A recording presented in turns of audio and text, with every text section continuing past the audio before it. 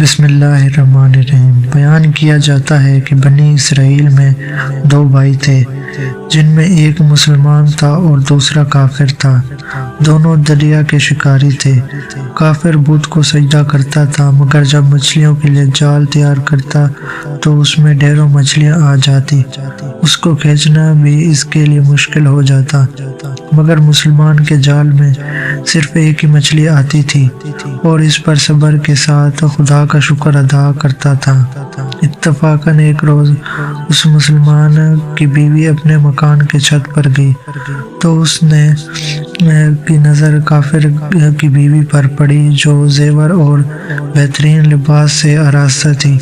یہ دیکھ کر اس مسلمان کی بیوی کے دل میں غصہ پیدا ہوا کہ کاش میں بھی ایسی ہی ہوتی۔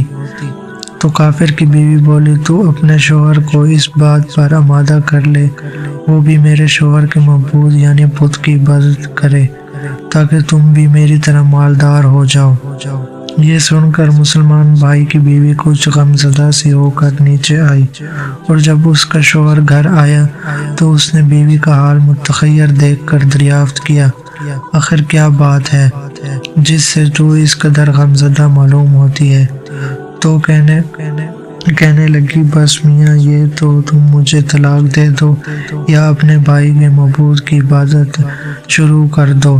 یہ سن کر اس کی شوہر نے کہا، خدا کی بندی، تو خدا سے نہیں ڈرتی؟ ایمان کی دولت ملنے کے بعد یہ کفر کی باتیں کرتی ہیں۔ تو یہ عورت بولی، بس مجھ سے اب زیادہ باتیں نہ بناؤ، میں بھی دوسرے عورتوں کی طرح اچھا لباس اور اچھے زیورات پہننا چاہتی ہوں۔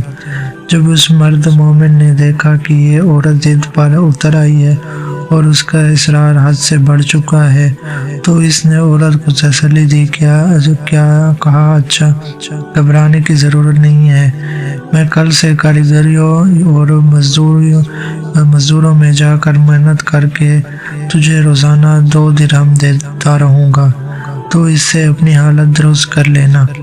یہ سن کر عورت کو کچھ تسکین حاصل ہوئی اور سویرے ہی وہ مومن مرد مزدوری کی تلاش میں نکلا، لیکن کسی نے اس کا حال تک نہ پوچھا۔ یہ دیکھ کر وہ دریا کے کنارے پہنچا اور شام تک اللہ کی عبادت میں مصروف رہ کر رات کو جب گھر آیا تو بیوی نے دریافت کیا، کہاں تھے آج تم؟ وہ کہنے لگا، میں بادشاہ کی خدمت میں مصروف تھا، اس نے مجھ سے 30 دن کا کام کرنے کی شرط کی ہے۔ عورت نے کہا کہ آخر وہ بادشاہ تم کو کیا دے گا؟ تو اس نے جواب دیا کہ میرا بادشاہ بڑا کریم ہے، اس کے خزانے میں مال و دولت سے بھرے ہوئے ہیں، وہ مجھے وہ دے گا جو میں چاہوں گا۔ چنانچہ اس طرح برابر ہوا اپنے معبود پر حق کی عبادت میں مصروف رہا، اور تیسری رات ہوئی تو بیوی نے کہا، سنو میاں، اگر کل تم نے مجھے مزدوری لا کر نہ دی تو تم مجھے لازمی طلاق دے دینا۔ یہ سن کر اس قدر پریشانی لاحق ہوئی، اور تیسری صبح کو اس نے ایک یہودی سے کہا، کیا تم مجھے مزدوری پر لگا لو گے؟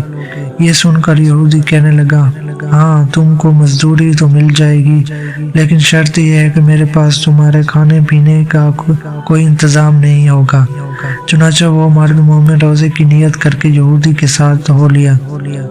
اللہ تعالیٰ کے حکم سے ایک فرشتہ 29 اشرفیاں ایک نورانی طبق میں لے کر اس کی بیوی کے پاس پہنچا اور کہنے لگا، میں بادشاہ کا قاصد ہوں، اس نے یہ اشرفیاں لے کر مجھ کو تیسرے پاس بھیجا ہے اور فرمایا ہے کہ تیرا شوہر ہمارے پاس کام میں تھا، ہم نے اس کو نہ چھوڑا یہاں تک کہ اسی نے ہم کو چھوڑ دیا اور یہودی کے پاس چلا گیا، اگر وہ ہمارا کام کرتا تو ہم اس کو اور زیادہ اجرات دیتے، بس یہ ایک اشرفی کی کمی اسی وجہ سے ہے۔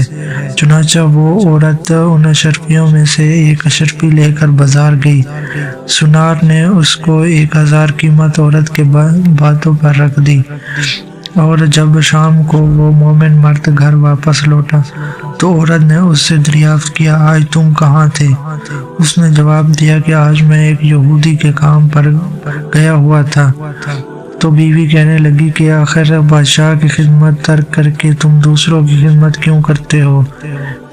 پھر اس کو اشرفیوں کا واقعہ سنایا، جس کو سن کر مرد مومن روتے روتے ہی بے ہوش ہو گیا، اور جب اس کو ہوش آیا تو بیوی سے کہنے لگا، افسوس کیا میں بادشاہ دو جہانوں کی خدمت کا حق اپنے اوپر لازم نہ کیا۔